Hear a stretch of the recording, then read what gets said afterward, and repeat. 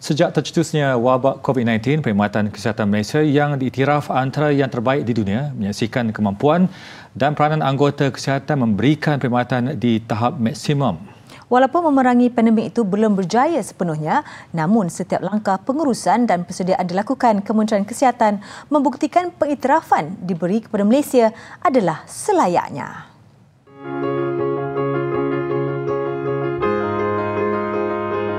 Ini dapat dilihat daripada langkah awal apabila KKM menyediakan Hospital Sungai Buloh sebagai pusat rawatan khusus COVID-19. Walaupun sebelum ini penggunaan fasiliti di semua hospital kerajaan yang merawat COVID-19 belum mencecah 50%, namun persiapan awal terus dilakukan. Ini terbukti apabila Taman Expo Pertanian Malaysia Serdang (MAEPS) turut diubah suai untuk dijadikan pusat kuarantin dan rawatan bagi persediaan menampung pertambahan pesakit. Tindakan kerajaan menyalurkan peruntukan tambahan RM1 bilion melalui pakej rancangan ekonomi prihatin rakyat bagi pembelian peralatan dan perkhidmatan kesihatan juga dilihat langkah tepat untuk membantu memerangi pandemik berkenaan. Tidak terkecuali barisan hadapan seperti doktor, jururawat, kaki tangan perubatan juga menerima allowance khas sehingga RM600 sebulan. Menyingkap kejayaan terbaik Malaysia apabila menduduki carta pertama dalam kategori penjagaan kesihatan bagi Indeks Persaraan Global tahunan 2019 dengan skor 95 daripada 100 mata, sekaligus mengenepikan Perancis yang kini berada di kedudukan kedua dengan 93 mata, diikuti Thailand 92 dan Ecuador 89. Memetik laporan akhbar Costa Rica News, terdapat 13 hospital memperoleh akreditasi daripada Suruhanjaya Antarabangsa Bersama JCI dengan hampir kesemua doktor fasih berbahasa Inggeris.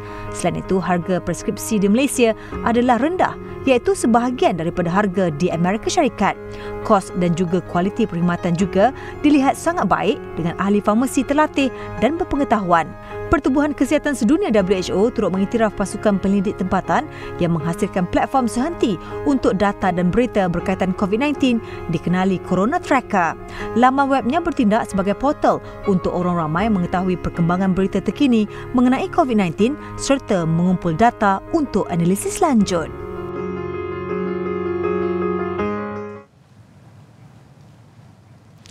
Kerajaan telah menyalurkan peruntukan besar ke atas perkhidmatan kesihatan di negara ini sekaligus memberi petanda jelas bahawa Malaysia di landasan betul dalam menangani COVID-19. Ketua Pengarah Kesihatan Datuk Dr. Nur Hisham Abdullah berkata, sejak 2019 menerusi belanjawan negara, kerajaan telah memperuntukkan RM29 bilion semata-mata untuk perkhidmatan kesihatan dan tambahan sebanyak RM1 bilion bagi RM1 bilion lagi melalui pakej rancangan ekonomi prihatin rakyat bagi pembelian peralatan dan perkhidmatan untuk memerangi COVID-19 termasuk mendapatkan perkhidmatan kepakaran perubatan daripada perkhidmatan kesihatan swasta. Bulan Disember 2019 telah membuahkan hasil. Jadi bekerjasama dengan antara semua sektor, contohnya kita lihat pada kesihatan awam, kita memantapkan kesihatan awam kita memantapkan perkhidmatan kita di hospital dan juga kita melihat pada makmal-makmal kita dan kita kawal semua dan kita dah bersedia. Kesiapsiagaan tu yang penting. Jadi dengan kesiapsiagaan kita daripada bulan Disember, kita dapat lihat hasilnya sekarang. Negara-negara lain lebih maju daripada kita, lebih banyak GDP dia untuk kesihatan, tetapi hasilnya walaupun kita GDP baru 2.3%, tapi hasil sebab perancangan yang teliti dan baik. Menurut beliau, peruntukan yang disalurkan ini melancarkan perancangan dan kesiapsiagaan kerajaan untuk menangani COVID-19.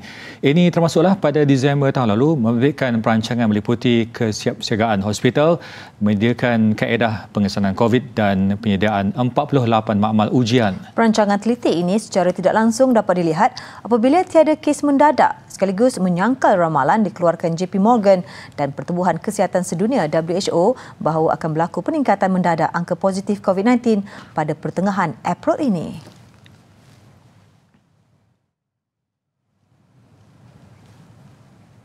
Dalam perkembangan sama, Malaysia diakui berada pada kedudukan yang terbaik berbanding beberapa negara maju, khususnya dalam menangani COVID-19. Menurut Profesor Madya Dr. Muhammad Mizan Aslam, usaha keras kerajaan membendung pandemik COVID-19 melalui inisiatif pelaksanaan PKP dan Perintah Kawalan Pergerakan diperketatkan, PKPD mula menampakkan keberkesanan.